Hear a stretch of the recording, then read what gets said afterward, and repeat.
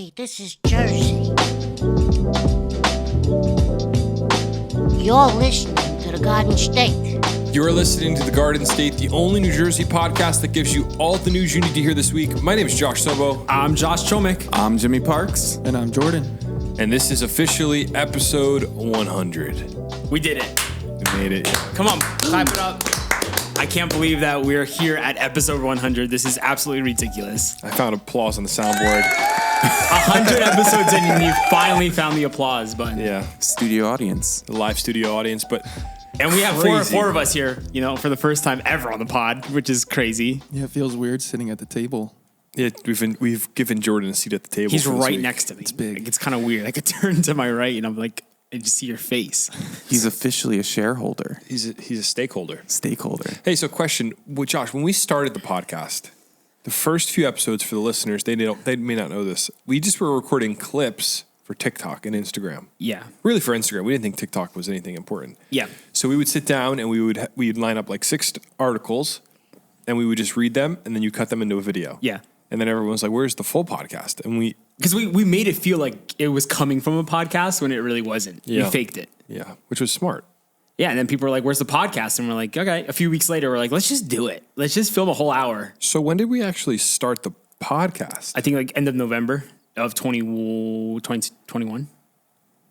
Yeah, of 21. I thought that I thought end of November 21 was when we started the clips. Well, I can tell you right now, Josh. I have it right here on my Spotify app. I should have came prepared. No, I want to play this. Can you bring it up on Spotify, Josh? I want people to hear how awkward we were. Like it was so dry, our intro. Go way back. Yeah, give us the date. Take a trip down memory lane to our first episode. What's the date? January 2022. So exactly 2 years You're right. ago. Hey, Wow. play the beginning. Here we go. Hey, this is Jersey. Kept the intro the same. 100 episodes. It's the best intro. Here we go. You're listening to the Garden State. What's up? You're listening to the Garden State Podcast, the only podcast that gives you all the New Jersey news you need to hear this week. My name is Josh Sobo. I'm Josh Chomick. How you doing, Josh? This is our first time recording a full-length podcast. Yeah. It feels different. It doesn't feel that weird. I mean, here's the other thing is we didn't have Jimmy. Jimmy, his involvement was just I was just behind the camera at that clicking point. record on the camera. Yeah. So it's evolved. What was my first episode where I had a microphone? Do we know this? You were like, no, you had a microphone episode 1, bro. I did? I Yeah. just wasn't in the intro? No. You would just pop in whenever we needed information. Oh. You would fact check us. You are fact check guys, and you got promoted to key grip, and then So at what point... I have to listen and find out what my first intro was. yeah, you have to just dig through all the episodes. I was just like the voice behind the curtain. I was just telling Jimmy, it's kind of crazy because I remember filming the first 5 episodes of the podcast, and I was really like, I didn't know how long we'd go for. I didn't know like how long we were going to do this for, and now it's crazy how we kind of haven't stopped in over 2 years.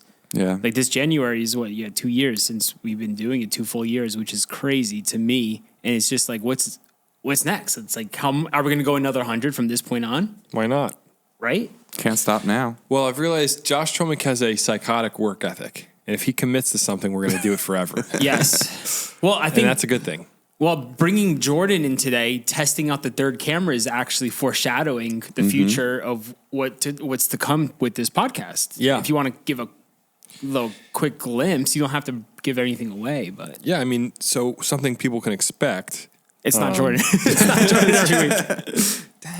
Yeah, but something people can expect is guests tuning in, joining us here at the table. Yes. And I believe next week we have our first official guest. Well, I don't think it's on the pod, right? It's separate episodes. Separate episodes, yeah. Yes. So we got to figure out the format and the function of all of it. But that's one of the new introductions for 100. We are going to invite some friends to the studio, and you might know some of them, maybe not.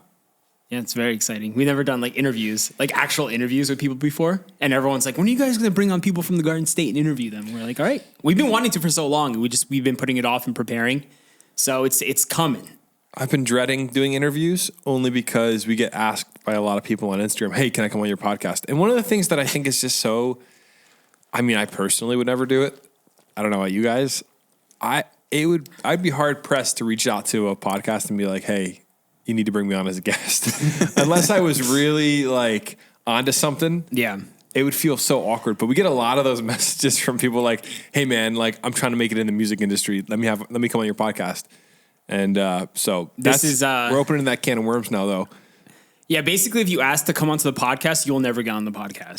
That's the way I see it. And it's not me being a jerk. It's me being aware. Like, I would never ask someone else, like, to be on someone else's podcast. You know, if someone wants me on, they'll invite me.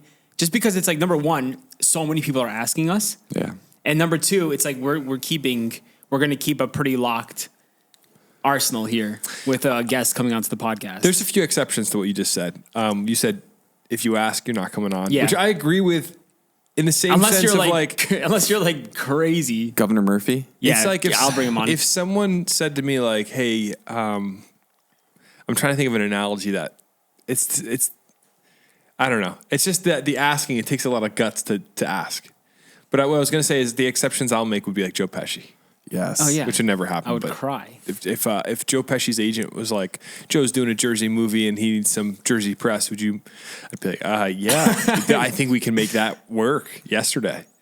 But we've had some people reach out with questions. Like we had a very famous reality TV star, not related to Jersey Shore, just for the listeners to understand. But it was Is that reality TV? That show with the guy, he reached out and was like, hey, I think more comedy TV. yeah. And I have no idea who you're talking about. they were like, hey, could we film a promo for this comedy tour that this person's going on? Oh yeah, that And one. we were like, yeah, sure. Come by the studio Friday, Thursday. We gave like dates and they were like, oh, no.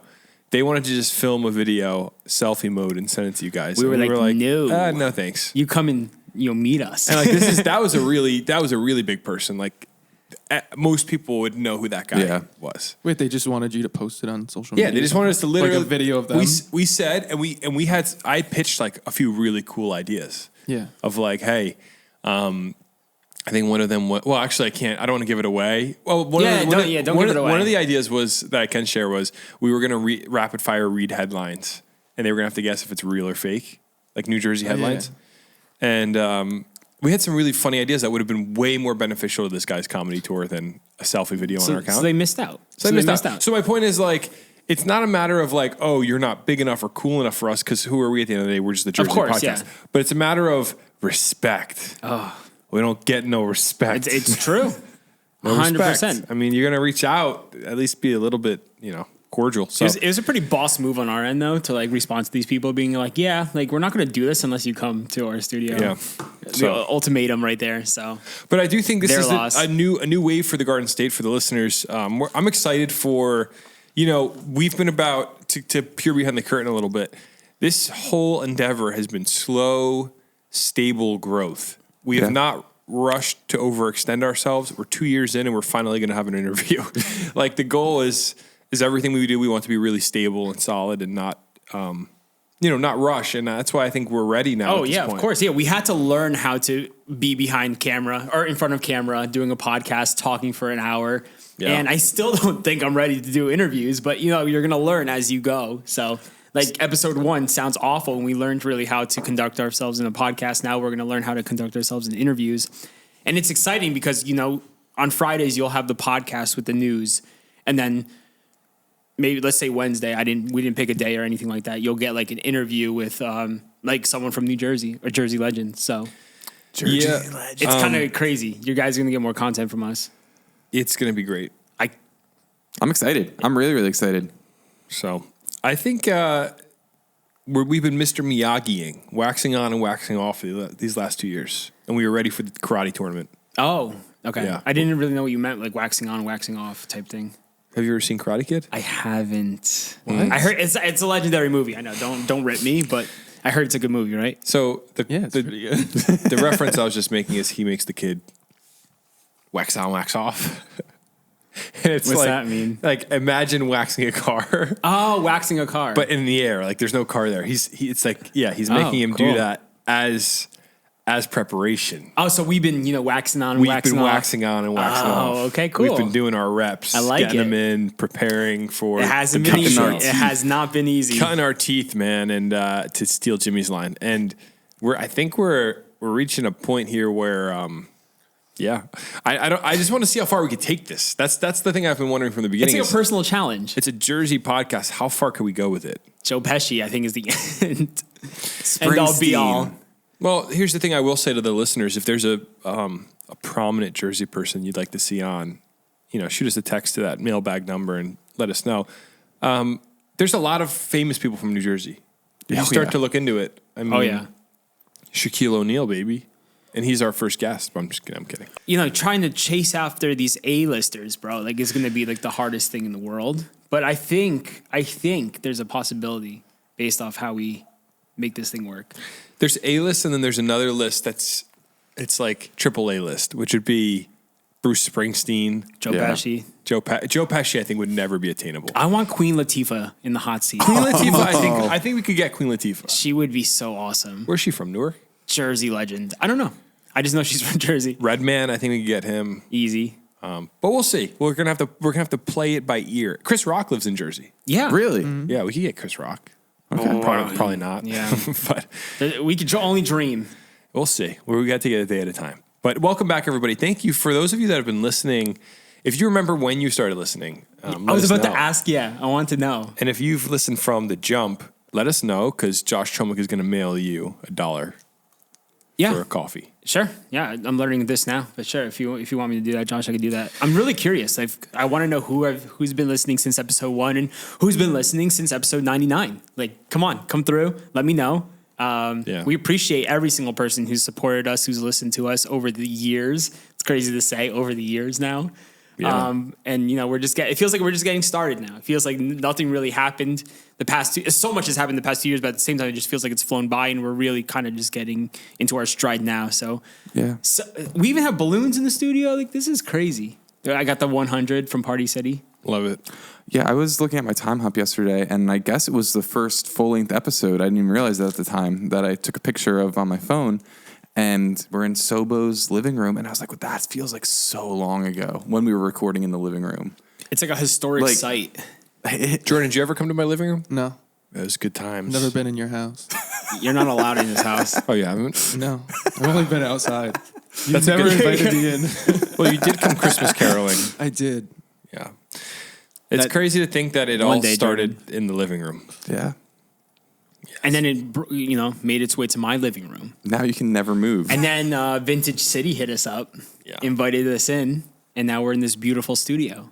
And that's a great segue into this week's sponsor. If you are looking for a studio space, an office space, if you're a small business owner looking to get out of your home office, we want to let you know about the Vintage City offices where we record our episodes live every single week. We've been here since the summer and we are loving it. Josh, give us 3 words, adjectives about this place. And you ask me this every week. Yeah. I have to learn so many new adjectives coming into this episode because it's a big task. But with Vintage City, it's easy because this place is so extravagant. It's so loving. It's so jubilant. Ooh. Whoa. You always put me on the spot, man. Jubilant. That's a good word. I'm learning new words every day. I love being at the Vintage City offices. And if you, like I said, are looking for a space, what you can do is you're welcome to come by for a tour. And if you're here on a tour, make sure to look for the Garden State neon sign. Can't miss it. But if you want to do that, if you want to stop by for a tour, there is a number you can text. And the number is 908-259-4488. That's 908-259-4488. You can call or text today. Stop by, get a tour of the space. Make sure to take a selfie in front of our space. And back to the episode. What did you guys do this weekend? Oh man, this weekend we got a little snow coming through. Didn't we get snow? Oh, was that this weekend? Was that Saturday? When was that snowfall? I thought that was Friday, Thursday. No, it was Monday night. Sunday night. I don't know. Jimmy, when was the storm? Oh, that's such a good question. It was Sunday, right? Sunday to Monday. No, Monday night. No. It was Monday night into Tuesday. Night. Yeah. Oh, okay. Got it. Yeah. A little ice. Yeah. Saturday I went to Chatham, New Jersey. And I got some lunch at this Mexican spot. And I must say, You're very picky with your Mexican food. it was good. It was really good Mexican food. What was the name of the Should I spot? get the name of the spot? Oh, yeah. Now you got it. helpful, Yeah. right? We want to know where you went. El Ranchero Mexican Grill. That's the name of it, I believe. El Ranchero. Yeah, El Ranchero Mexican Grill. Great spot. In Great, Chatham. great local spot in Chatham. I have been looking for a new Mexican place, so I got to check them out. It was great. My daughter loved it, and burrito was great. And that was Saturday, and then Saturday night stayed in. Sunday, low key, we got that squall that came through at 12:30 You're right. at Sunday. Yeah. Big day. Yeah. Squall. You know, not too crazy, but we got some snow. It was a low key weekend for me. What about you guys? I was in Minnesota. It was a high of -5 with a wind chill of -30. So everyone in the Garden State like complaining about the 20-degree cold this week. Like I felt normal after coming from Minneapolis. I was like, this is not bad at all. Like I was outside with like one layer on. I was like, 20 degrees, easy. But yeah, I was in Minnesota for some work. Wow, got to catch nice. up with some old friends, and it was cold. But yeah, I was working. Friday and Saturday all day, and then at night we just went to a golf simulator spot with all the fellas, and I think I played like a total of like 8 hours of golf in like 2 days. Wow. So yeah, it was a good trip, and I came home Sunday just in time for like a chill Sunday leading into the snowstorm that we got on Monday into Tuesday or whenever that snowstorm was. It was Monday. The Yeah. mini snowstorm. Monday to Tuesday. Yeah, so it was a great weekend into the early week. Guys, you guys make me feel like an old man on this podcast. Why? Because my life is now, I'm home with my baby, hanging out with my wife, and That's like the dream, though. you guys are like, oh, I was in Minneapolis and I got a golf simulator and I was, you know. I mean, someone's got to work around here, you know. Yeah, I guess. I mean, but I just feel like I'm just starting to feel like I need to get a little bit more exciting. I mean, like I feel like once June gets older, then it gets easier though. Like right now, she's so young, so I it's plan like, on having like 12 kids, so well, you got to find those breaks in between, brother. yeah, I think I'm locked in for the next decade. Well, I think my with 12 30s. kids, yeah, you're gonna have to wait at least like 15 years to do something. Yeah, I think I'm officially accepting that by 40 I'll start doing some fun stuff. Okay. I mean, 40 is the new 30. I think so. You know, this That's is what I hear on TikTok. no. I this is a weird point, but I'm about to be 30, and to think in 10 years I'll be 40, I'm like, what the heck? Yeah, I doesn't it feel like you were 20 yesterday? I still think I'm 15. I still feel like 22 right now. But the other thing I'll say is, you know, I was looking at photos of my grandfather the other day, and if you look at photos of our grandparents when they were like 65, which my dad's in his early to mid 60s, it is like the way humans have aged definitely has changed in the last 100 years. Yep. It's weird, right? Look at your grandparents when they were 60, and That's then old. look at your parents when they were 16. You're like, I mean, like 60 nowadays is like you're kind of, you know, it's like the new 50, 55. I feel like 60. You're saying they look younger now? Yeah, for sure. I mean, my dad is like very youthful, and I look at my grandfather looked like a grandpa my whole life, and Yeah. he passed when he was 76. So like when he was 55, he looked like a grandpa. That's the whole theory. Also, it's like in like 80s movies and stuff. You look at high schoolers and they look like so old. Well, that's- when like a high schooler now, they look like babies. There's two theories here. I think the elderly, like our grandparents, is more so probably because of lifestyle. Mm-hmm. But not everybody smoked and drank and stuff. But I think there was a lot of smoking for most people. So that was probably a big part of it. But for the other people, there's a different theory on that, like on teenagers. What is it? Well, this is where you get your tinfoil hat on. Sobo's favorite. Not a tinfoil. I listened to an interview with a doc. Should I go down the rabbit hole and explain that? Sobo's tinfoil segment of the week. There's this doctor saying how if you track, this is a weird topic, if you track men's testosterone levels and ability to reproduce over the last 50 years, from our grandfather's generation to our generation, right? So if you go 50 years ago, our grandfathers would have been, I don't know, their 30s or whatever, to us now, you see like an incredibly large, like 20% decrease in like testosterone and these abilities to reproduce. And they think a large part of it's because of micro plastics. Like there's certain plastics that aren't bad for you, and then there's certain ones that are like really bad for your hormones. Okay. I listened to this whole interview with this doctor, and they think that How do you consume these microplastics? Like water bottles. water bottle. Yeah, well, like not even water bottles. There's because they cling to certain plastics. I forget what they're even called. I guess it's phthalates. So is your tinfoil? Is it like the government trying to soften us? No, I'm not gonna say that. I think that's way too big of a theory to say like they're doing it intentionally.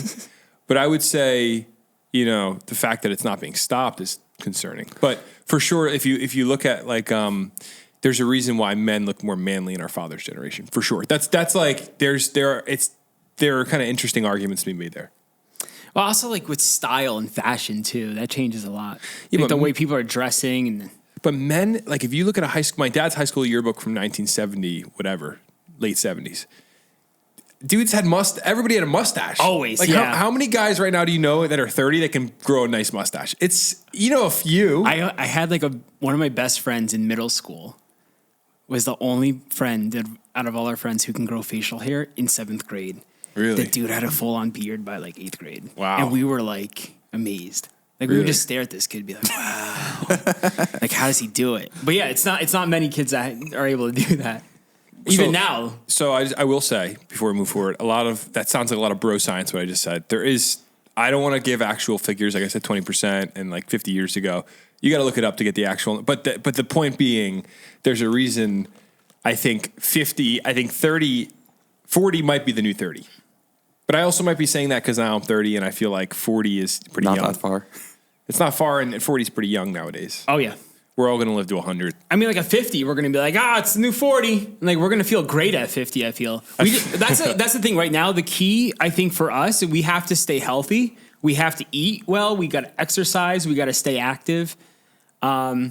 Especially, that's physical, also mentally. Yeah. With like everything going on in our country, in our world, and having a cell phone in our hands 24/7, like that can't be healthy for us. Like that's why like I'm always trying to get off my phone as much as I can, but I edit videos all day for a living. So I'm always connected to a screen. So I don't know if that's going to, bid well for me. When you said mentally, I thought like arithmetic. Arithmetic. Yeah. Why? I don't know. Gotta keep your mind sharp. I'm talking about mental health. Yeah, for some reason you were like, you got to keep our mind sharp. I was like, like addition, subtraction. I mean, yeah, you should keep up with your mathematics. That's always crucial. Geometry, I would love to take like a middle school math test right now and just see how I do. Yeah, good luck. I'd do bad. I would definitely do bad. But how do we even get here? We were talking about our weekends. Jimmy, what'd you do this weekend?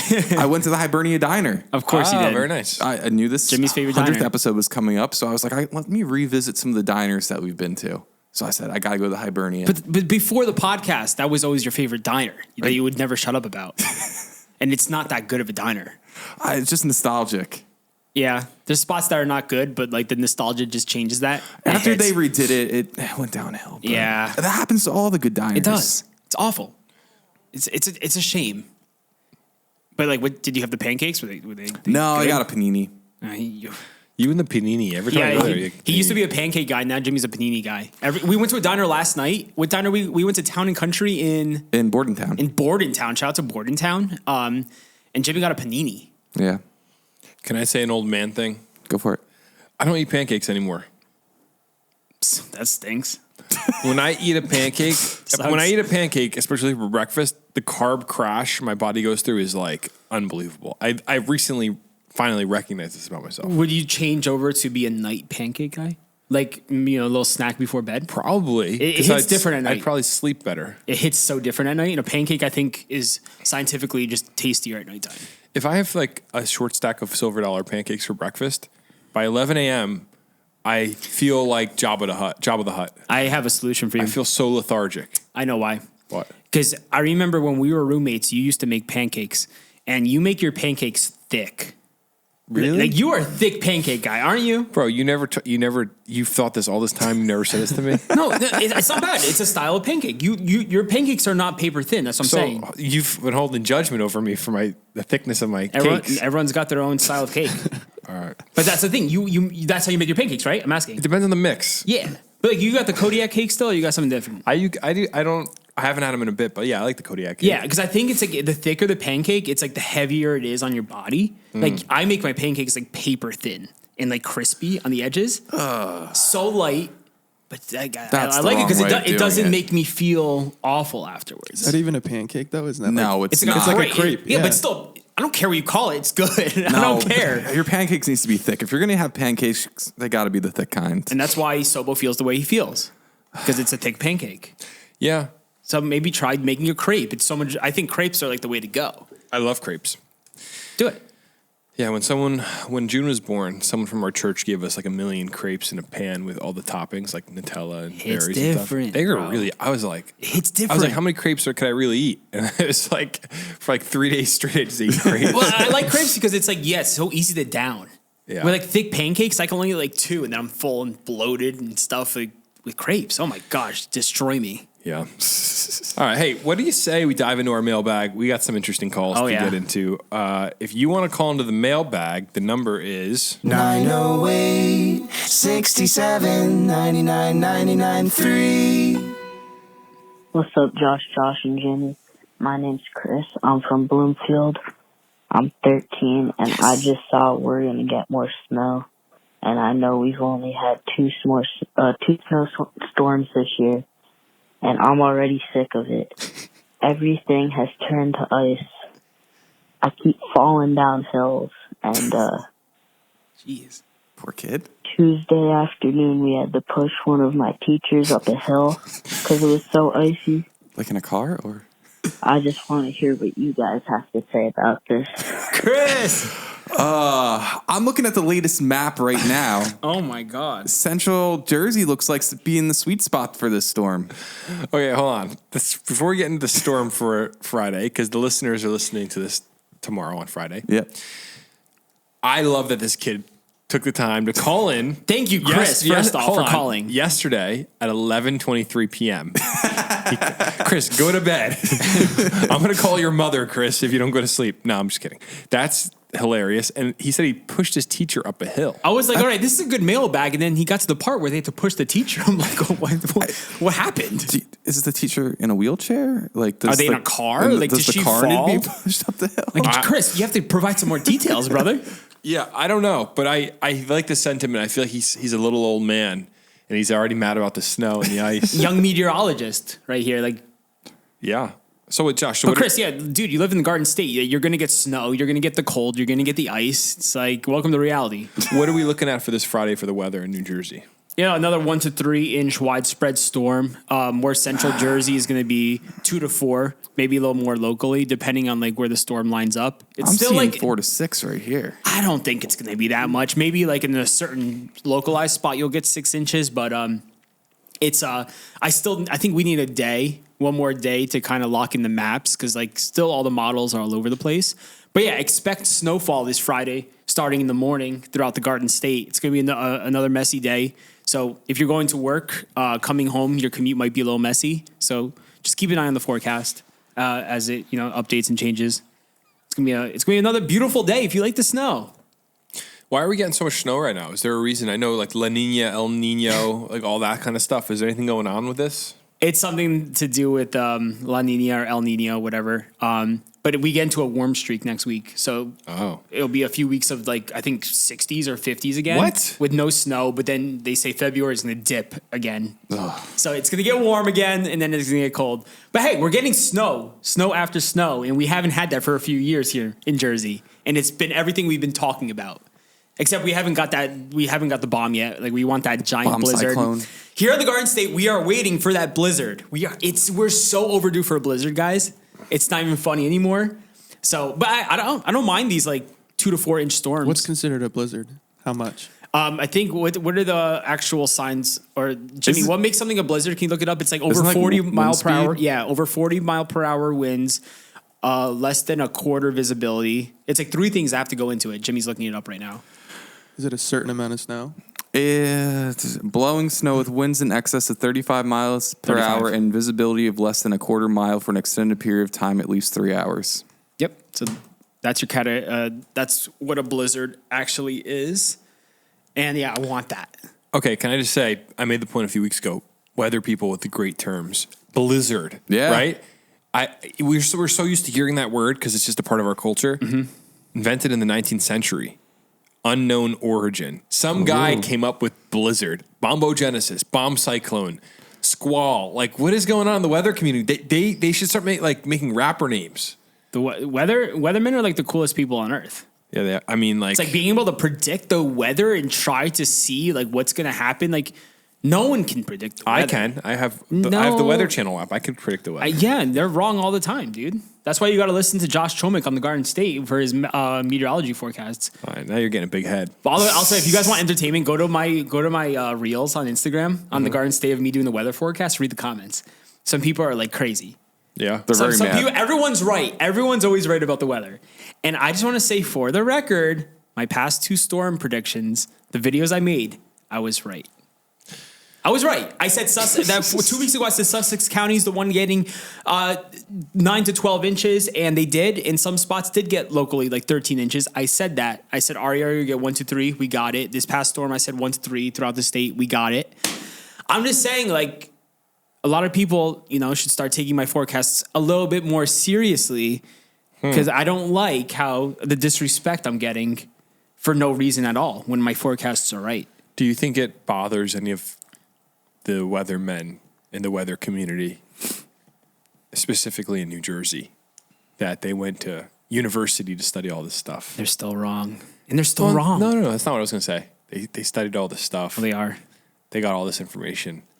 And some guy with a podcast can just cut together a video in his bedroom. 100%. And it gets more views. Gets 400,000 views. It literally got almost brag. almost 500,000 views on your weather. People listen to me. You're a weatherman, Josh. Well, technically, dream. number one, I crazy. went to meteorology school for a semester, failed out. So this is the guy who should be taking your weather realized from. it's rigged. I don't need this. I don't need to spend. Why spend $100,000?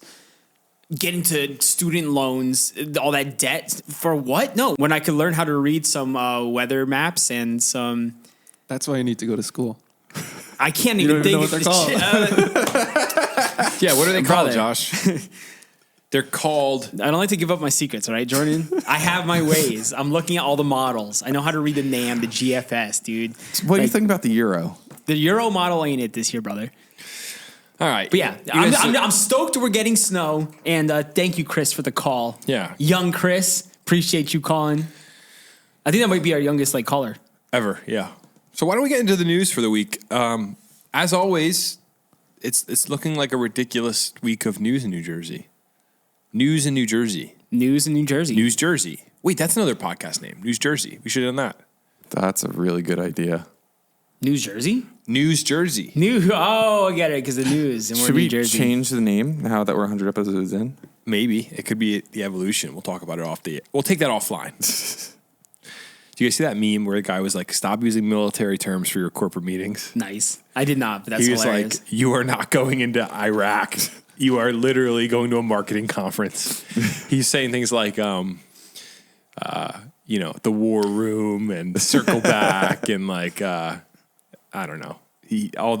All the special ops language that corporate America's adopted. Why does corporate America love using those terms? It's because Does it make them feel good? Yeah, my theory is that a lot of guys in corporate America, guys, I'm going to say specifically, because I don't think it's a female trait. I think a lot of these kind of like guys that call themselves alpha males and they work for these finance firms are constantly lining themselves up against other men. This is a deep psychoanalysis Wow. of It's really getting powerful crazy. people. Yeah. And I think a lot of them probably realize that they can't measure themselves up against like a Navy SEAL. Okay. So they go, what I'm doing is as important. It's deep. Like they wouldn't say that, but they're like, I am, oh, you're a Navy SEAL. Yeah, I'm the CFO of whoever. Got it. So they adopt the language and the strategy of these hardened war veterans to make themselves feel better about Interesting themselves. theory. That's my Interesting. theory. That's my theory. So all these finance guys like David Goggins, you're like, yeah, I don't know. At the end of the day, it's like, I don't know. I just feel like everybody is I don't know. Does that sound unreasonable? I mean, I guess. I don't know. I just was curious about what you thought about it.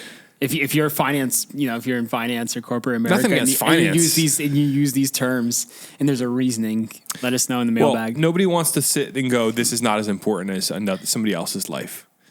And the reality is, your job is not as important as somebody that's at war. Let's be honest. Like that's probably the most important job Yeah. there could be. But we want to all feel that we're at war. You know what I'm doing. This is my task, my mission. We're on mission. Like let's get it done. So I like the tangents today. Sorry guys. It's episode 100. You know, we're letting it all out.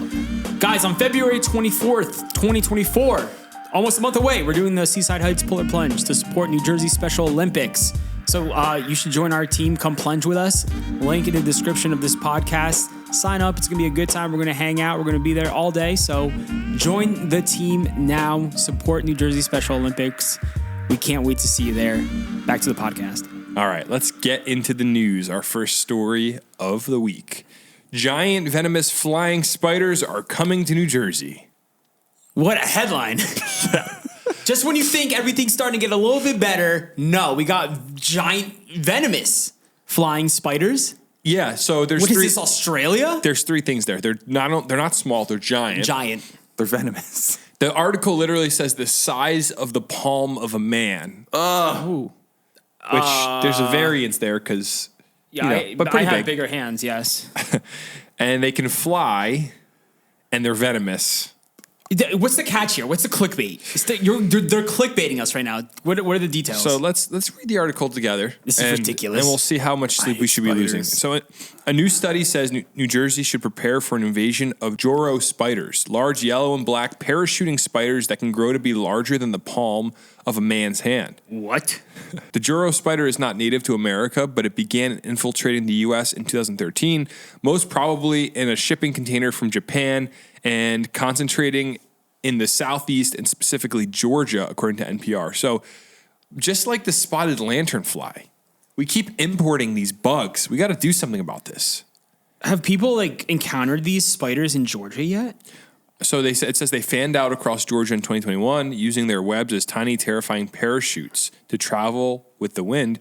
Scientists from the University of Georgia say it now appears the Juros are ready to move north and could take over much of the East Coast possibly later this year. So are you guys ready for this? Are you ready for... Have you seen a photo? They're really pretty. That's disturbing looking. It's disturbing and kind of freaky, but the lines on their back, they look so cool. It looks like a mix between a bumblebee and a spider. Exactly. Yeah, right? Guys, Yeah. I think I've seen this spider before In Jersey? Really? at Barnegat Lighthouse. Really? No. Yeah. Was it just chilling there? There was a few of them in webs along the maritime forest that's there. It looks so... There's so much detail in them. They're gross. I hate spiders. But they're venomous. Like, if you get bit, what happens? So they have the capacity to travel 50 to 100 miles through the wind. That's terrifying. Can you imagine walking and all of a sudden this thing just lands in your face? Ugh. Yeah, it's not good. You're giving me I hate feelings spiders. I don't like right now. Sometimes some scientists say we Jerseyans are tough and have nothing to worry about. The spiders haven't shown any signs of disturbing local ecosystems.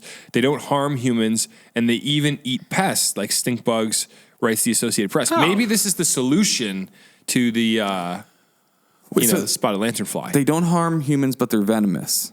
Basically, it says they're venomous but shy, and they don't pose a threat to people because their venom is weak and their tiny fangs can't easily pierce human skin. So it's like a daddy longlegs. Yeah, I guess so. Is daddy longlegs venomous? Extremely venomous, but their fangs What? are so small I that always they played can't, with them. I never knew they were venomous. They can't bite humans. Is that true? I've always heard that. I believe it is. Man, we're spreading so much fake news. I mean, it's true. I know. What kind of headline is that? Giant venomous flying spiders, and it's oh no, they're cool. They're not going to pose a threat to us. Shy. And I searched should we kill Juro spiders if we see them? Is it going to take over the state? And it said you shouldn't kill them. It's unnecessary. want them? They're not going to bother anyone. So I don't know. Maybe I don't know what they're trying to do here in the Garden State, but I guess they don't pose a severe threat to us. They're very, very large, which I think it just looks cool. I'm happy it can't kill us because if I see one of these hanging around, I'm gonna grab it. I'm gonna take a You would photo. pick that up? Yes. Spiders don't bother me. It's the snakes. Snakes are my biggest fear. Keep a snake away from me. I'll carry a spider the size of my head in my hand. I think they're friendly. Spiders are not trying to kill you.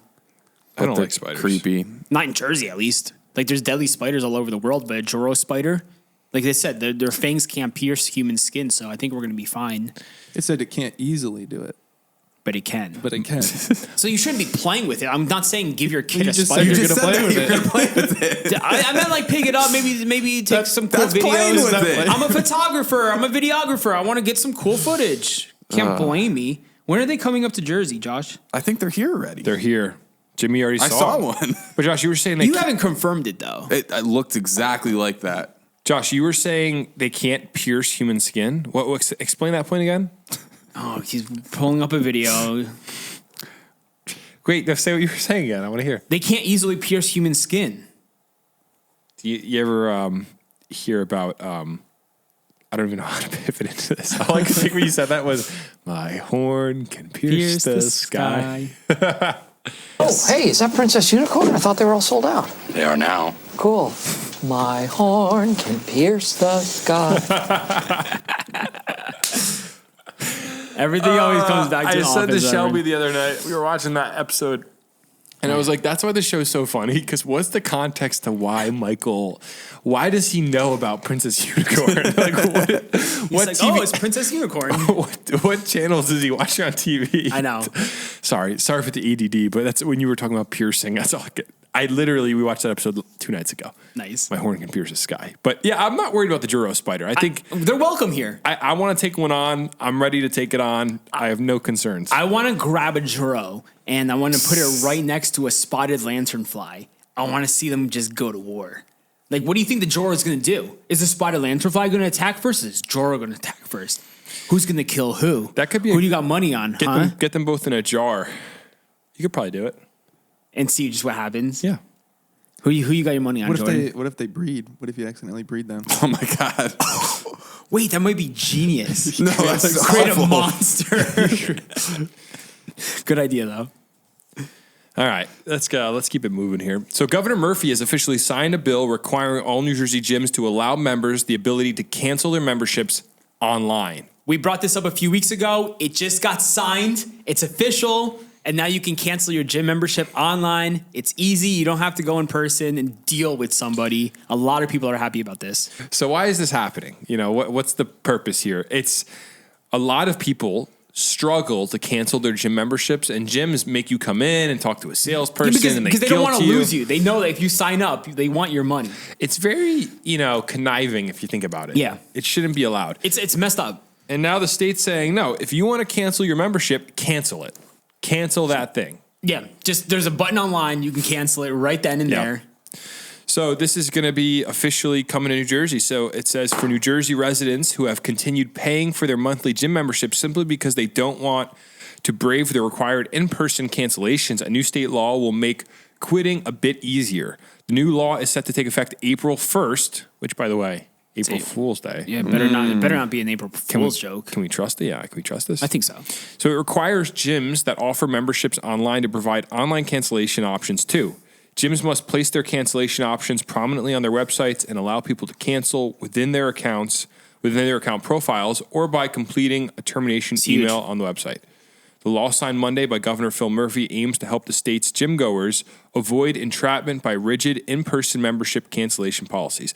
See, this is like common sense legislation here. I think this is one of those, you're kind of like, oh, it's small, but at the same time, this makes the lives of people in New Jersey better, I feel like. Shout out to everyone who made a New Year's resolution to go to the gym more often. And what's today? Today's January 18th, and you already stopped going to the gym. You can now cancel your membership like that.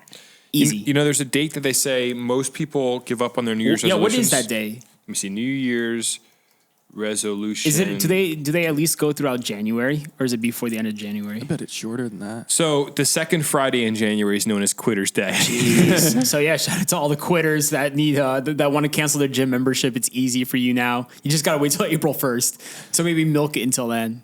Yeah, people are quitting the gym. It's part of life that you sign up and then you want to get out. But here's what I will say is I think this is great. I think I don't like any business practices that feel slimy or feel like they're trying to pull one over on you. And gyms definitely have a way about them where you go in and they make you feel like garbage. I never cared. I just would go in and be like, I'm canceling. And they're like, are you sure? We can give you this or that. It's like. But the fact that you have to go in and deal with all it.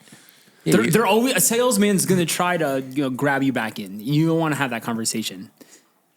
Well, some people don't have the will to just be like, Well, no. some people are embarrassed too. It's like I started this like fitness journey and now like I want to quit and like it stinks, but they don't want to deal with that. When salespeople especially start to try to corner me, I get aggressive. Oh, get away from me! I'm like, no. Slime. I get mean because I'm like, it just feels like, why are you doing this to me? Yeah. It just feels like you're trying to corner me. You're trying to cage me in, and I'm a wild animal, a wild beast. So, yeah, Murphy's trying to make moves here. It says by signing a bill into law, New Jerseyans will be protected from confusing, misleading, or inflexible subscription cancellation policies, Murphy said. With these new requirements, we can ensure a simplified gym membership cancellation process for consumers and hardworking families to evade the financial burden of perpetual automatic renewals. And we talked about this. The amount of money spent in automatic renewals in our country must be insane. Yeah, man. Like entire industries. This is a reminder for you to check all your accounts today and see like what you're paying for that you have no idea what you're paying for.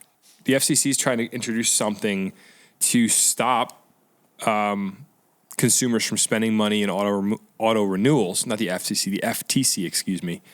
So they're proposing something called, let me find the name of it here, click to cancel. Nice. So their whole thing is you should be able to cancel all memberships online in a simple click. I agree with that. It should be. That's it. I think that's good. That's good regulation. I don't want to go through like 17 steps in order to cancel something for only to me to get to the 16th step and get like lost or not even canceling it. You ever try to unsubscribe from an email chain? Yep. And then it goes log into your account and you're like, I'm staying subscribed. Yep. You give up. Too much You get effort. lazy. Yeah. It should just be a one click. It's so evil. As humans, we've become so lazy. All right, so let's keep it rolling here. But that's good news all around. I think that, you're going to be able to get out of your gym membership and we could be a little bit more lazy altogether. Or is it just for gyms though, or is it for like This bill any is. subscription? Yeah, so this bill is for Jersey, but the FTC is working to do it across all subscriptions. Like they're really coming down hard now on subscription platforms that make it hard to unsubscribe. These Which people I are will say, scumbags. the big companies make it pretty easy. Like if you go on Netflix and you want to cancel, like you could figure it out in 3 minutes and do it. But local spots like this, they make it a lot harder. What do you think? But the FTC thing hasn't been done yet. Like they're working. I'm just on it. curious what they consider a gym. Like, would a tennis club be a gym? Like, That's if a you're- good question. What? I think we're just talking Or about like like a the gyms where you're climbing- going to lift weights and run on a treadmill, like a Planet Fitness or Retro. Yeah. And I'm just curious because LA those places Fitness. have yearly or monthly fees too. And I wonder if it's That hard might to not get out fall of. under this category, but that is a good question. Yeah, like the local pickleball court. Yeah, exactly. I'd imagine it'll fall within these guidelines because it's fitness. But we'll see. Hey guys, what's going on with the teenagers in our state? They're running wild. It's nothing new here on the Garden State. We're constantly talking about how bad the kids are and the little Rugrats have gotten. So The way these headlines are going, we're going to see people start getting locked up. it's about time. And this next headline. I mean, like I remember in high school, I remember like everyone was always like threatening you with juvie. It's like you don't want to go to juvie. Don't screw up. Who was was threatening you with that? I mean, like everyone said, like if you did something bad, like say I killed someone, right? As a 13-year-old, Where is I'm going to juvie? juvie. It was my biggest fear as a kid. I was like, I don't want to go to juvenile hall. Juvenile hall. It just sounds so scary. And as a kid, I was terrified. I was Were like, I you don't a want to go bad to juvie. I was a great kid because I had that fear. Because I you was were like, I don't scared. want to go to juvie, bro. I used to, Josh, it's funny you said that. I used to feel the exact same way. I was never afraid of that. These teachers put the fear of God in us when we were younger, and we had respect and honor towards our teachers, unlike the children these days. These kids now, they have no idea what a consequence is. And for us, I was like, I don't want to go to juvie, bro. That's scary. I know this one juvenile detention facility. It's called the Castillo Prep. It's in the middle of Wharton State Forest. And I can't imagine being a young kid being taken through the forest to this place. Castillo State Prep? Yeah. Yo, should we go to images? What does it look like? I can't find it. You're sure that's the name of it? Pretty hidden. Let me send it to you. That's Jimmy's biggest fear. I don't have texting on my computer, so just spell it out for me. Okay, hold on. Let me make a note here then. Man, yeah, Josh, you're right though. Right? I'm glad I'm not alone here. Like the urban legend of juvie. I was always like, oh no. Yeah, I was just like, I don't want to leave. I don't want to be taken away from my family. I don't want to go to jail. I always thought it was fake. What's that, Jimmy? The Philip M. Costello, Costello, Preparatory Academy. It sounds so nice, though. It's really in the middle of the woods. You're not kidding. Yeah, it's in the middle of nowhere. Oh my goodness. Yeah, they don't want these kids to escape. And that's just a juvie center? Yeah. So I always thought juvie was like not real. Really? Well, I was always like, believed I was it. like, yeah, what is it? Like, it's like they're going to take you away and you're going to go to jail when Yep. you're 15. Like, there's no They way. can't do that. But I believed it. That's why I was like, oh no, I can't do any crimes. Yeah. So the reason I bring that up is this next article deals with the next two articles deal with the teenagers. So we're going to check in on the kids right now. Due to bad behavior, the Deptford Mall is banning teenagers. That's like their whole clientele. Yeah, malls traditionally their whole clientele is teenagers on a Friday night, and it sounds just like this happened if you remember in Paramus at Garden State Plaza. They did a similar thing, and the headline is a little bit of a clickbait because they're not completely banned, but there are going to be hours where they will need a chaperone You got to be with mommy and daddy. to attend the mall, which is kind of crazy. Got to hold mommy's hand. In the latest effort to curb bad behavior by teens, the Deptford Mall is implementing a strict parental escort policy. The new policy bans anyone under the age of 18 from entering the mall unless they are accompanied by a parent or an adult over the age of 25 on the weekend. The unsupervised youth policy goes into effect 5 p.m. on Friday and 2 p.m. on Sunday and Saturday. So Fridays... Wow, the weekend rush. Yeah, of the weekend teens. rush of teens, they're not going to be allowed in the mall unless they have a parent with them, which, let's be real, when you're 18, are you ever at the mall with your parents? No.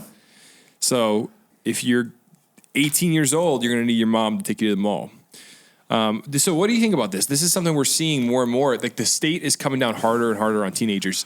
And what I'm trying to figure out is every generation, I heard this recently, that since the Roman era, every generation says, this new generation of kids, they're not like us, or, that's been a thing that's been said for thousands of years. Yeah. You can find historical text 2,000 years ago where people are like, oh, the kids nowadays, they're so screwed up. Yeah.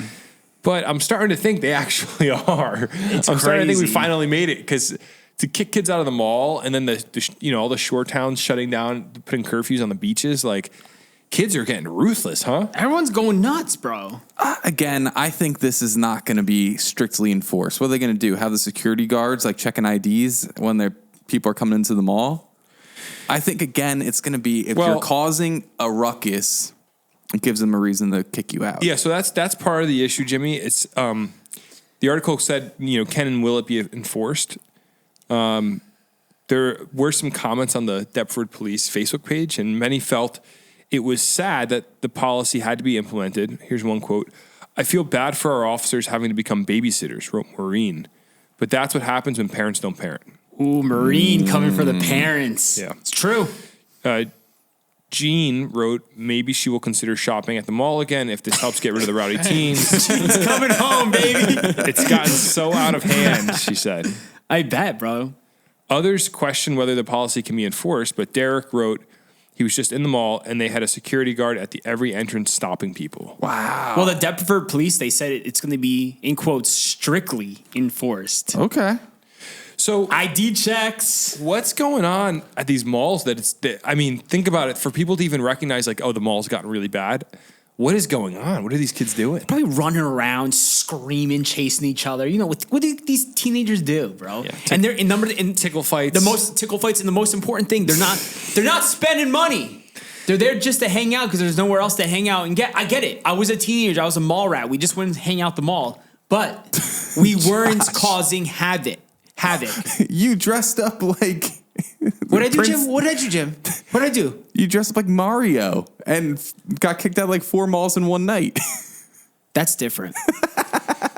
That was okay. Listen, for context, yes, me and my friends dressed up as all the Super Mario characters, and we did a thing where we were all in different places in the mall. We had to find the princess, but we didn't break anything. We weren't screaming at people. We were just walking. We weren't messing with anyone's day. So I don't care if kids are hanging out in malls. I think it's a tradition. kids have always been mall rats. It's just they have to learn not to mess with other people and start screaming and causing chaos. Have you seen that crawling trend that kids are doing at malls? What? Of course, there's a crawling trend. No, what is it? They're just, a big group of them will show up, like 100 of them, and they just start crawling around everywhere. Just That's the crawling problem. through What are you? stores. You're not a baby. Why are you crawling around a mall? It looks really funny. I'm not gonna lie in the videos.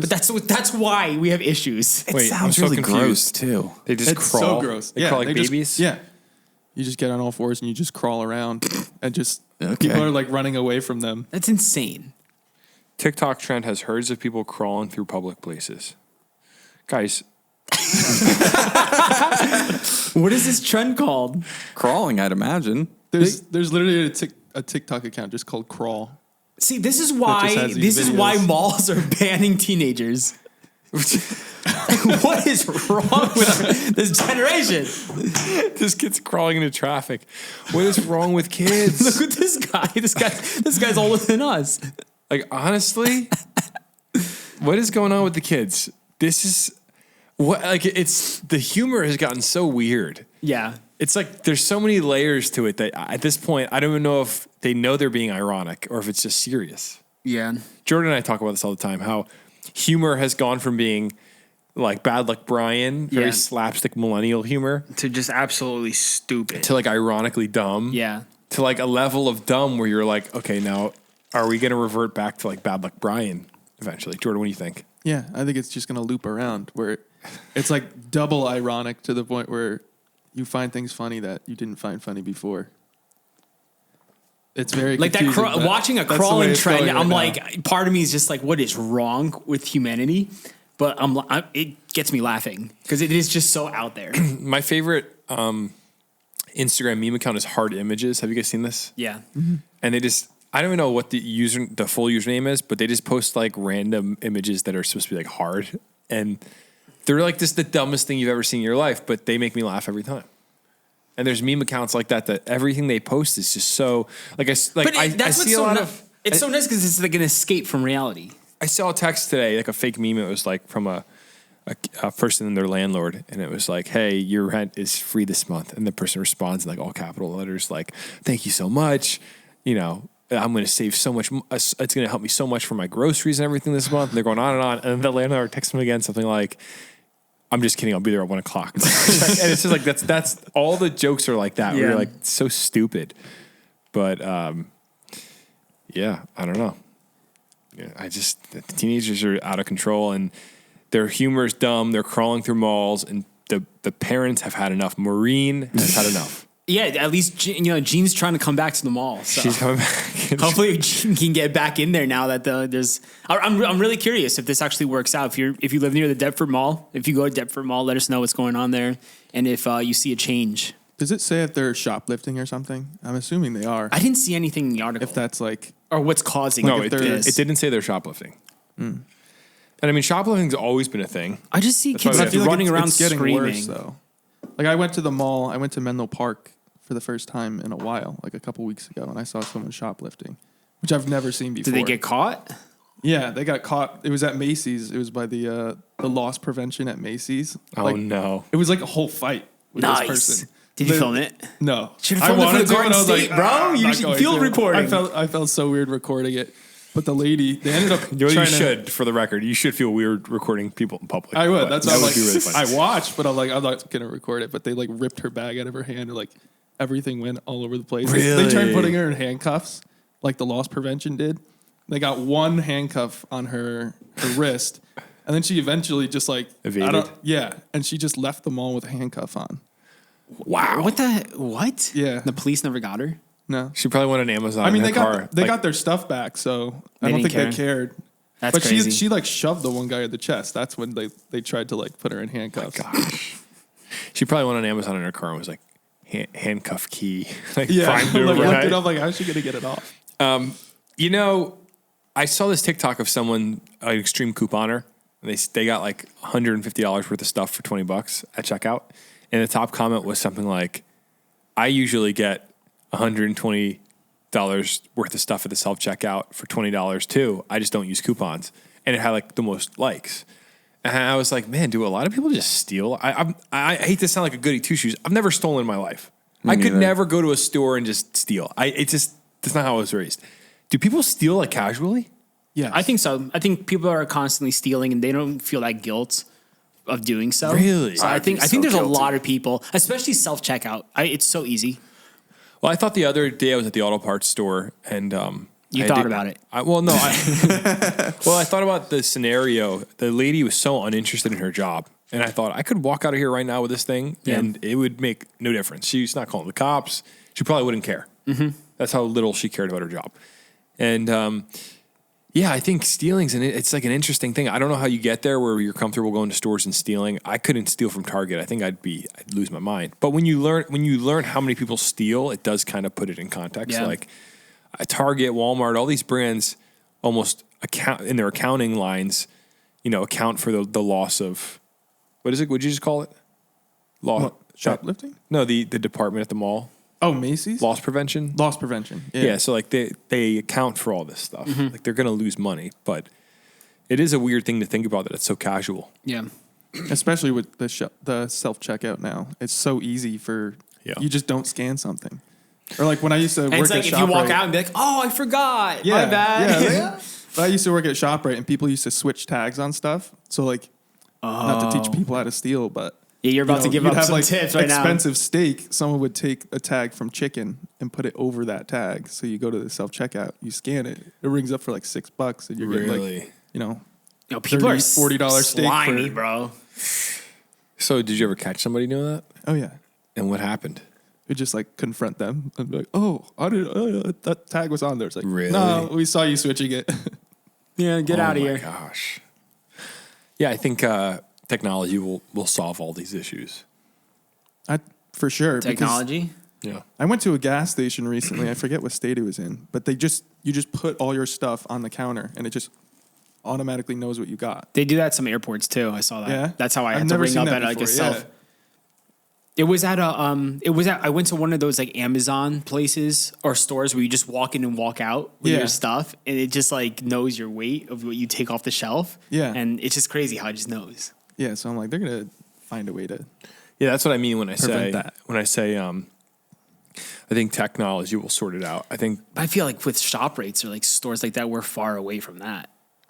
Yeah, I'm sure the technology's there. It's just will they implement it, to make it so that you can't, when you're walking out of the store, they know exactly what you got. Yeah. Let's be honest. I don't know. With cameras and AI now, they'll be able to. You don't even need someone watching the camera. They'll be able to watch you and know what's going on. True. They're going to watch you like a hawk. I'm sure there's Terrifying. companies developing security tech right now to alert some monitor. Hey, this guy looks like he stole, and then they could. But who knows? Maybe not. I don't know. I just feel like that's going to be the future. But the next story also relates with teenagers in New Jersey being kind of crazy. And it's this is New Jersey 1015 reporting. New Jersey police are receiving new tools to combat rowdy teenagers at the Jersey Shore. This is an ongoing battle for years. Yeah, this is war. I mean, the state is waging war on our teens right now. And it says, as shore towns struggle to cut down the rowdy teen behavior during the summer months, Governor Phil Murphy has rejected legislation that would have imposed a $50 fine for underage alcohol usage. If you'll remember, we were talking about this a few weeks ago.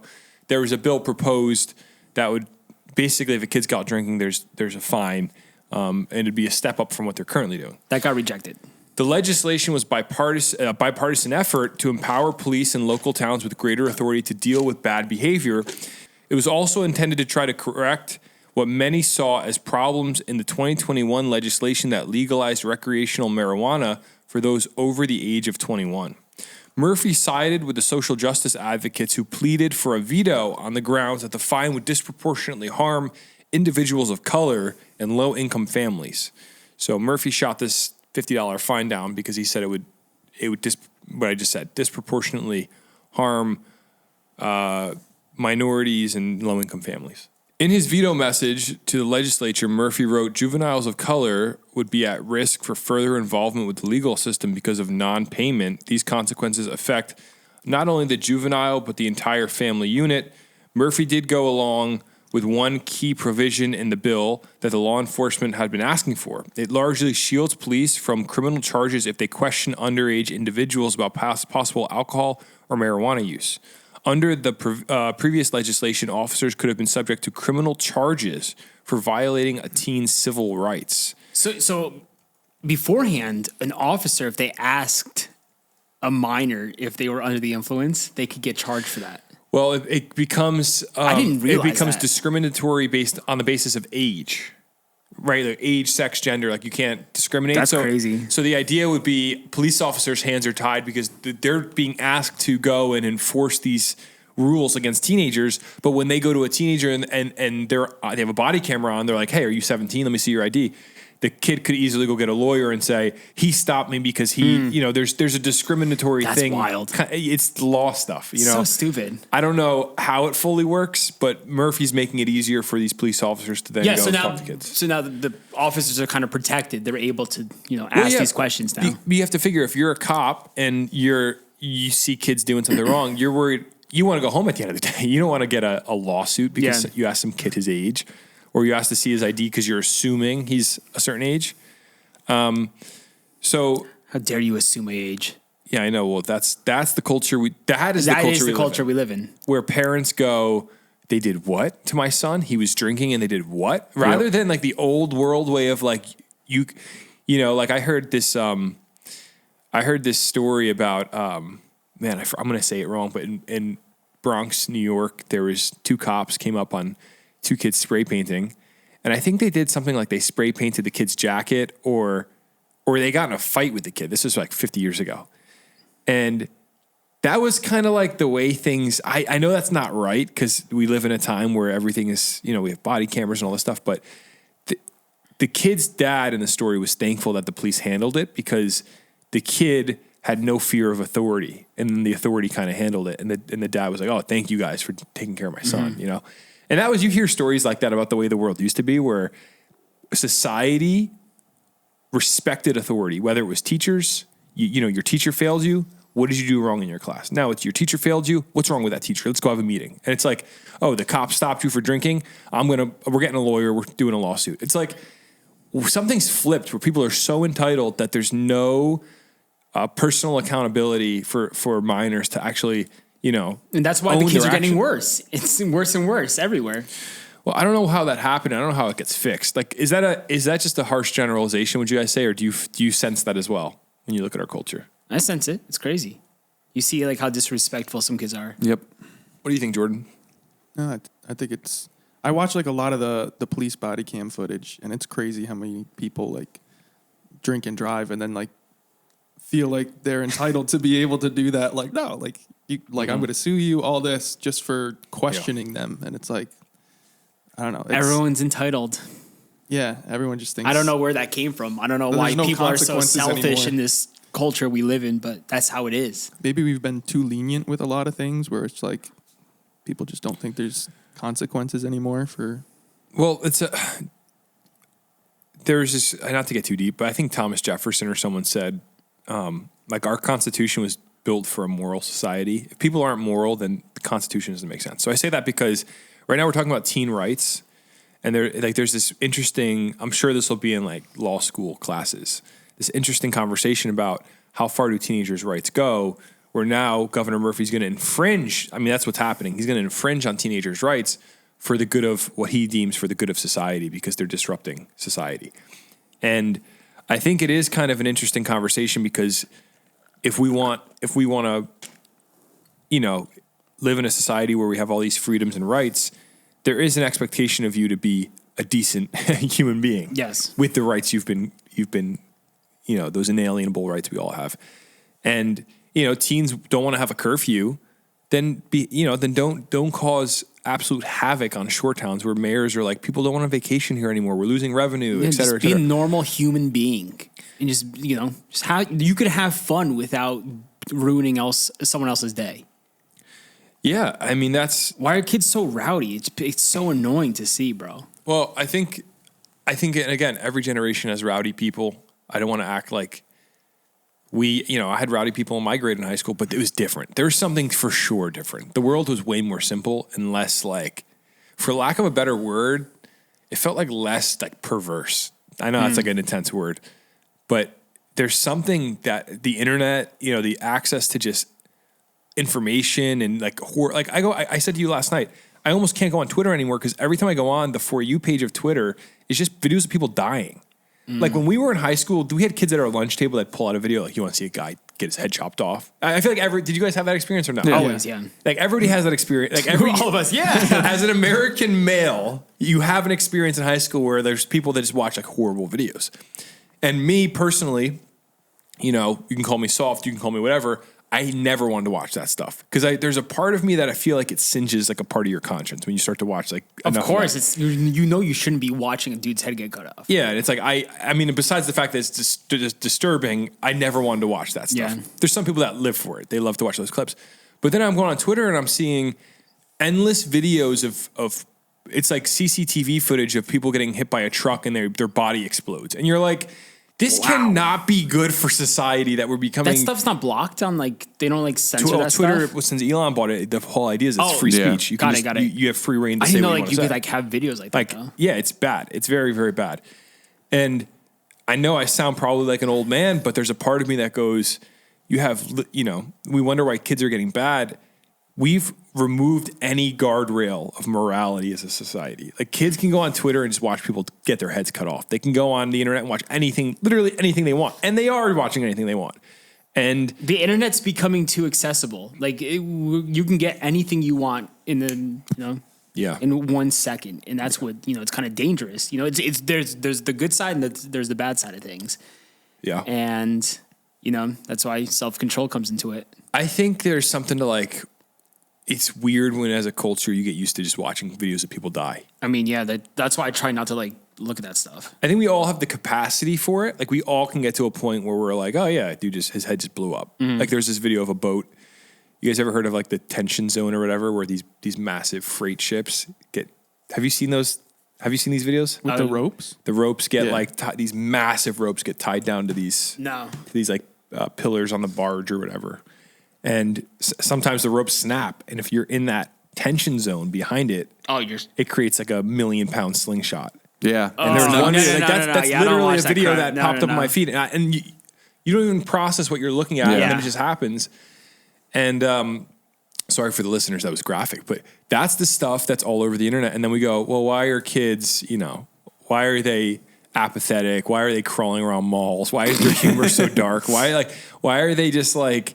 Everything's cringe to them, like because they've become desensitized to literally everything. Yeah. There's no crevice of culture that's off limits to these kids.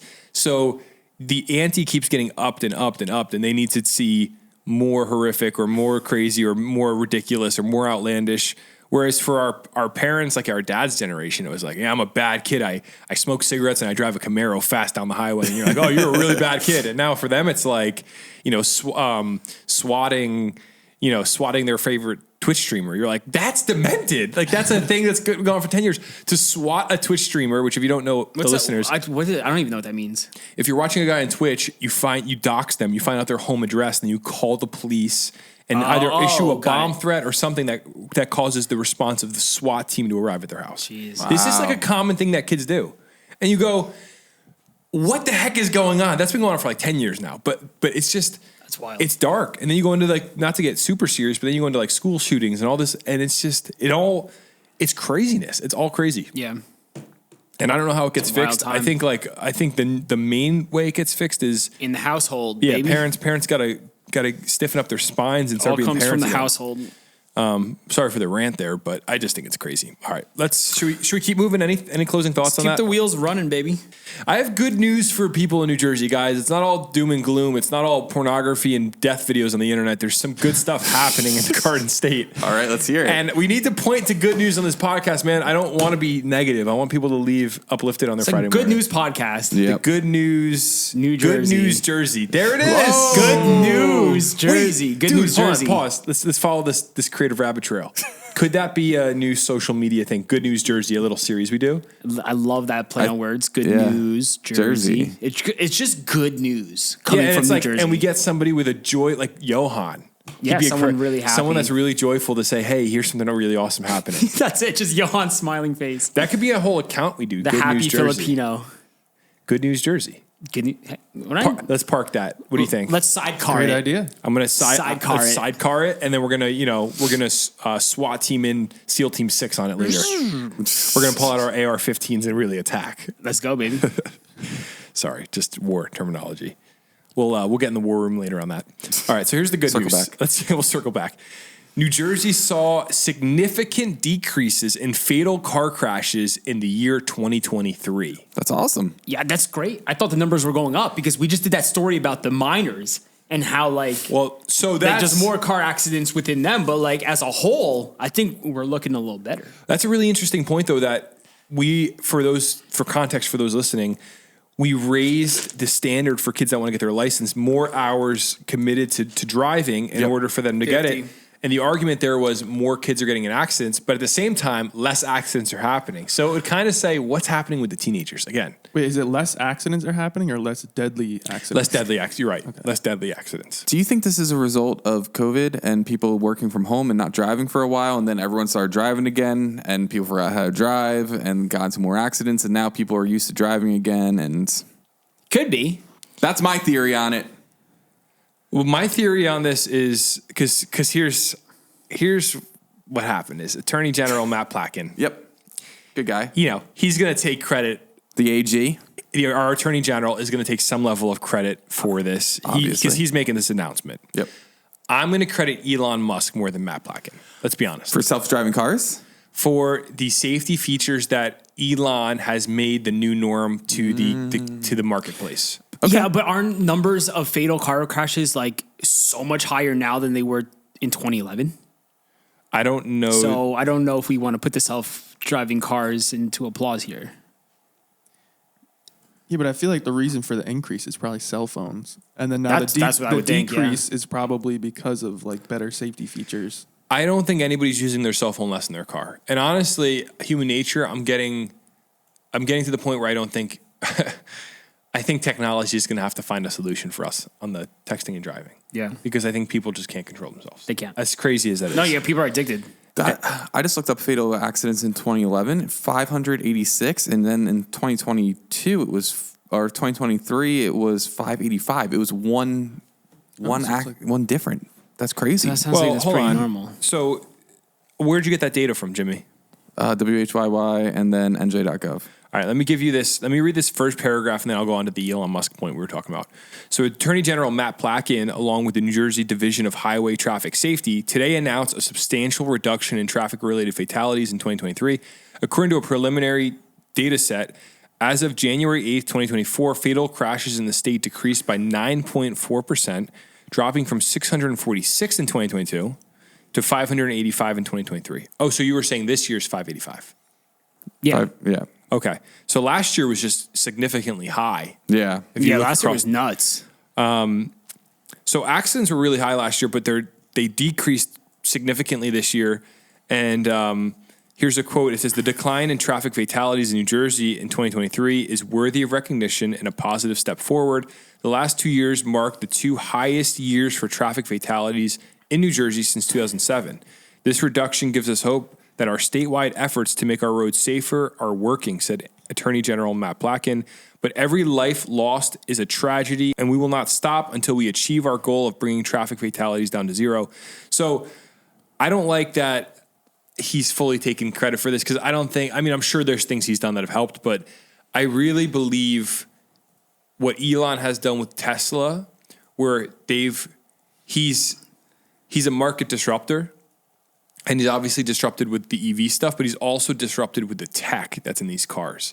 I mean, my Nissan now has the things on the mirrors that tell you if you can switch into another lane or not. I blame Tesla for that. I'm sure that's a law now, but you think about just how many sensors.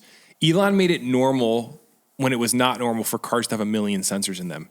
Volvo is really good at this too. My in-laws have a Volvo.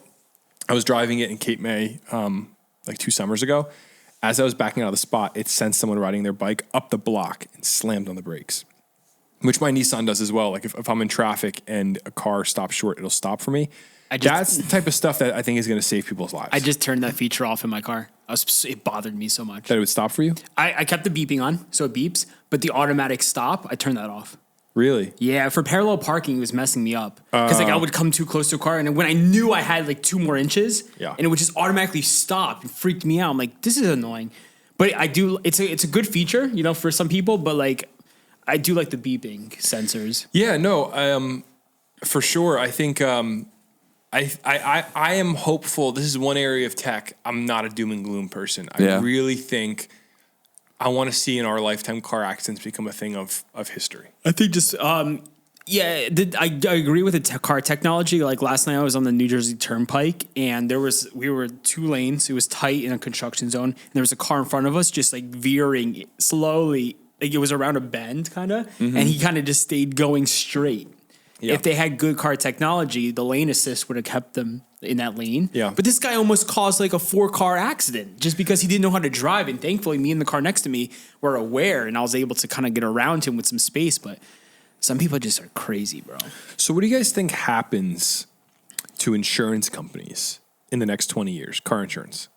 Are they pleased with the decrease in car accidents, or do they start to lose money because they need the high premiums? Even if there's technology, Josh, what does it decrease to? 100 less fatalities? It's down to 400. There's still so many. I'm freakishly optimistic on this. It's gotta. Your optimism's got to be like 20 years out from now. But I'm saying in the next. Again, I made this point a few weeks ago. In 10 years' time, so that the oldest Tesla is how old right now? Like 2014 model, 2015, something like that. So in 10 years' time, realistically, a high school kid looking for a beater first car could go buy a Tesla. A Tesla that's stacked with technology. And think about how tech right now is skyrocketing with AI. A car made next year is going to be 1 million times better than a car from this year. Yeah. And then it's going to compound. And I really think in 10 years, there'll be, like, think about this. This is what I was thinking about. Remember when we were kids, the Ford Ecoline vans? Yeah. And then like Dodge had the van. Yep. And like, it's like the Harry and Marv van from Home Alone. Yep. You don't see those anymore. And it makes me sad. Those are the best. Like, it makes me sad because I'm like, I miss the cars of when I was a child. My family had a station wagon with the wood paneling. You don't see those cars anymore. No. You don't see like the huge body cars that they were just commonplace. If you watch Seinfeld, for example, and you see all the cars driving on the streets in the 90s, that was our childhood, those cars. And I remember what it felt like to sit in those cars. And I remember like the front, like the press-in cigarette lighter and all the cars, and like that's gone. And that's been 25 years.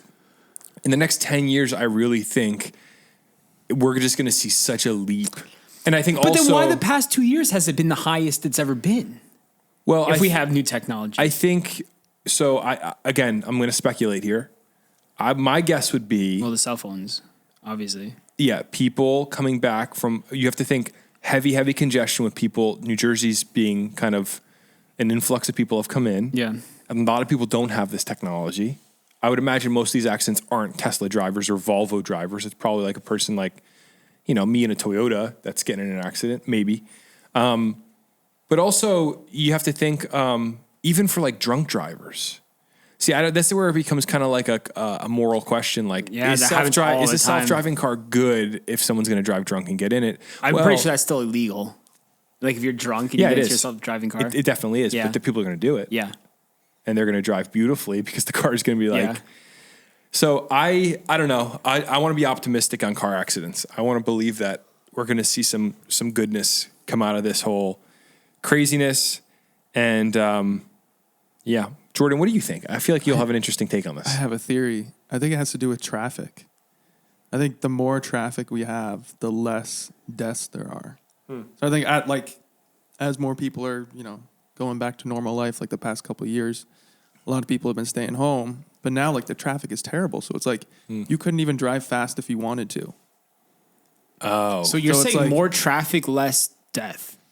Is that what you just said? I'm just guessing because it's that's not true at all. But if there's so much traffic that you can't even I understand. go more than 30 miles per hour, it's like there might be more accidents, but they won't be as bad because you're not going 80 miles an hour.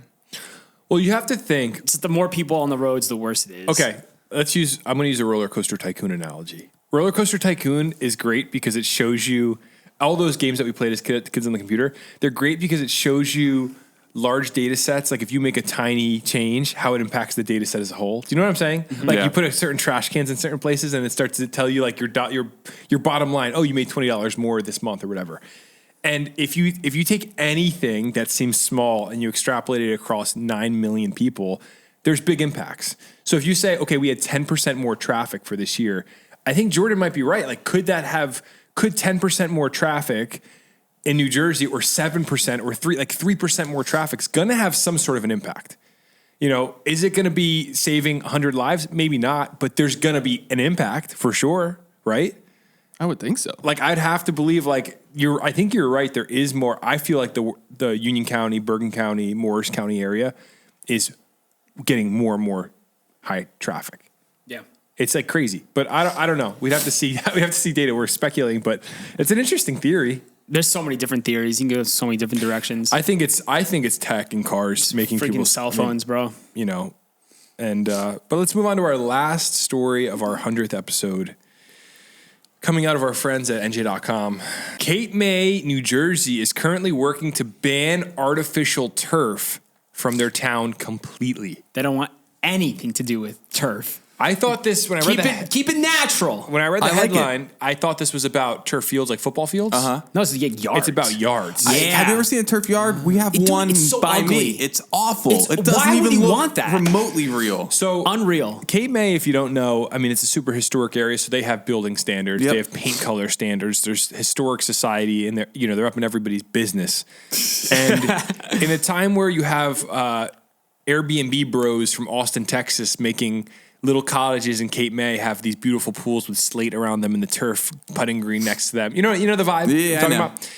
That's what this is about, because they're saying there's been a few yards that have popped up with artificial so ugly. yards. And the idea is they're going to ban it unless it's invisible. Meaning, like, if you put a high fence up in your yard, nobody can see it, you're fine. But it says Cape May is moving towards an ordinance to ban artificial turf in the city. A subcommittee of the Planning and Zoning Board and Environmental Commission met a few weeks ago, according to the city manager, Paul Dietrich. And they have come up with a set of recommendations to be submitted to the planning board that would specifically exclude the use of artificial turf, except in limited circumstances. We started seeing some applications before the planning board that asked to place artificial turf in backyards and around pools. City manager Paul Dietrich said Friday, we just wanted to get ahead of it. So the idea being the Historic Preservation Commission updated its design standards to exclude visible synthetic grass or turf. So if you're in Cape May and you have a beautiful house down there and you're planning on putting turf in this summer, it's not looking good for you unless you're going to put a big fence up, I guess. I mean, like, if you could afford to live in Cape May, you could afford to spend money on some good landscaping, some beautiful sod. That's the word. I was like, turf? No, I'm looking for the word sod. Yeah, I think it looks so much prettier too. Like, I would never want. Yeah. Like, I understand if you have a putting green in your backyard and that's turf, that's cool. It's a small little putting area, green. But not if your the whole whole yard is turf, like, it's gonna ruin the look of the town. I want to roll in the grass. I want to be comfortable. You can't roll around in turf and be comfortable. I think turf is cool Get for turf certain burn. things. For certain things, it's cool. Again, like, I have this friend on Instagram that has a putting green. Yeah. Yeah, like, that stuff is cool, but it's not the whole yard. It's pretty sick. It's not the entire yard. But I think some lush, Northeast American grass. You know nice what would green. be some Kentucky bluegrass? Kentucky bluegrass. Isn't that a variety? Yeah, I think it is. It's a good one, yeah. But let's be honest here. Wouldn't it be a lot cooler if your friend on Instagram who has the putting green actually got one of those like putting green lawnmowers and mowed it every day and had a real green in his backyard? you know how hard that is to maintain, Jimmy? It's extremely hard, but you'd be a lot more proud of it. Have you guys, 100%. That's just so much work. Have you guys seen the revolution on YouTube of lawn dads? Yes. Yeah. I love watching these videos. And that's what Jimmy's talking about. These guys for the listeners, it's, what is that grass on putting greens? I just call putting green grass. I had no Yeah, idea. there's a type of breed of grass that can be cut short. And they get these like $5,000 putting green lawnmowers. Yeah, and do their whole And they yard. make their whole front lawn a putting green. It's amazing. But it's not to putt for golf. It's just because it looks beautiful. Yeah. It looks like so. And then they take like truckloads of sand in the spring and they rake it over to level because it has to be perfectly graded for it to be like that nice putting green look. And one guy that does it, he's like one of the bigger YouTubers. He has a big mustache. Like he hams up the dad thing, like tucks in his shirt into his cargo shorts. But I think it's just amazing how as men we get obsessed with the most ridiculous things. It's great. Like guys, as I get older and as I become a dad, I'm understanding, a good grill. I understand now that I'm a dad, why a good grill is something that like men congregate around a grill. There's something nice to it. And then like, I cannot wait till I can cut my own lawn. I'm really looking forward to having a house so I can just go out and cut my lawn. I can't wait. I can't wait to have that. Yeah. And then the other thing is like when a snowstorm comes, I'm like, I want to get a nice snowblower. Yeah. Man, the gear, the tech, the dad tech is just so much fun. But right now, your landlord doesn't let you do any of that stuff, like cut your grass. Well, we don't have grass, but I went out to help him shovel one time because I felt bad. Yeah. And what did he say? You guys have a big area to shovel. Well, we have a gravel driveway, and he stopped me because he was like, you have to shovel just right, or you're going to throw stones, and I want the stones to stay. And I was like, okay, I'm trying to do a nice thing. Yeah. I'm looking at him like he's my dad's age. If that was my dad out there, I'd be mad that he's shoveling snow. So I went out to help him, and he was like a stickler about the way I was doing it. I was like, all right, you know what? It's like, bro, I'm just trying to help you. He didn't want the help, so I was. And again, make sure to tip your landlords this holiday season. I'm just kidding. Have you seen those memes? No. I was trying to help my landlord out, which I try to be a good tenant. I changed the rubber seal on our sink the other day because it was leaking. I just try to help him. I try to be a good tenant and stay out of his hair. But I can't wait to have my own place so I can get a nice. I want the Honda snowblower with the treads. Have you seen that one? Yes. It has tank treads on it. It's like the big boy. One day. And be cranking out, It's a dream. I bought my dad a snowblower, so technically it's like mine. Technically. So like I treat that baby. How is it yours if you gave it to your dad? I mean, like I bought it. So like, and I'm the one who helps. Like when there's a huge snowstorm, I'm going over there. I'm using the snowblower. I'm cleaning it so he doesn't have to. Mm-hmm. So it's kind of like my own toy that I store at my parents' house. Yeah. When you have a driveway of your own, are you going to take the snowblower from your parents? No, that was a gift. I gave it to him for Christmas. Well, but just like, making sure. I treat it like my own because you have to like. It's such a precious tool. Yeah, it's beautiful. I just can't wait to have my own property that I can maintain. I think there's something so fun about like maintenance. 100%. Like I want to do the landscaping. I want to like. That's why I hate living in an apartment building now. Like I want a yard so bad. Me too. I'm ready to be a landscaping dad. I'm ready to get the weed whacker until something goes really wrong. Then you're like, I think it's idealistic because then when you have the burden of having to do it, it becomes annoying. Yeah. My brother hired a landscaper, and he's like the ultimate dad. Has all the tools and stuff. And he's like the cost analysis of my time to cut my yard. He was like, it's on a Saturday morning after I worked all week. I'd rather just somebody else do it. And I understand that point. That makes sense. But at the same time, I'm like, I'll never get tired of it. Yep. I want to go out there and just. Yeah, get a 0-turn mower and start ripping Yankee a Stadium lines. Dream. We should make a lawn podcast. Just talking about lawn. Yeah. Hey, I really think Good News Jersey is a great idea. Good News Jersey. It's cool. Yep. It was birthed in the 100th episode. How appropriate. Yeah.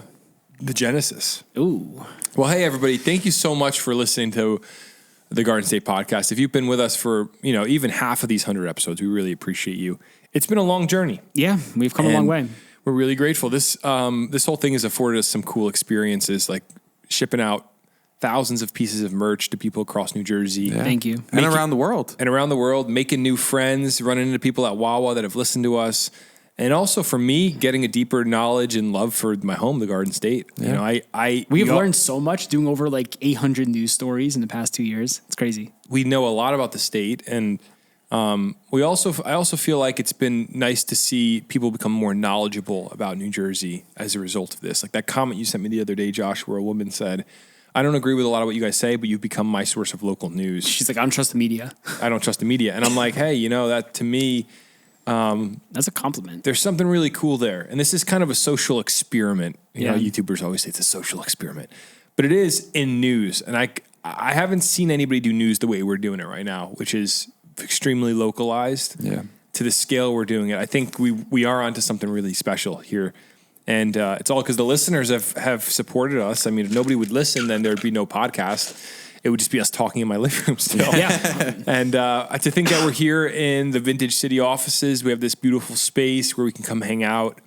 I mean, look at our neon signs. It's wild. We have a flag hanging from the ceiling. We have all this camera equipment and a Rode soundboard. It's just amazing to see how far we've come. It's amazing. I'm saying a long-winded speech of just thank you, everybody. Anything you want to say, Josh? I'm just really thrilled, and I love doing the podcast. I love editing this thing every single week and every day, cutting clips. It's so worth it. And thank you guys to everyone who tunes in every single week. People who call into the mailbag, people who don't call into the mailbag. If you just listen, and that alone is supporting the pod. So thank you so much, and can't wait to do another 100 episodes from here on. Yeah. Yep. Yeah. All right. Well, with that, thank you everybody for listening. We will see you next Friday. This is the Garden State signing off. Have a good week. Later. You're listening to the Garden State.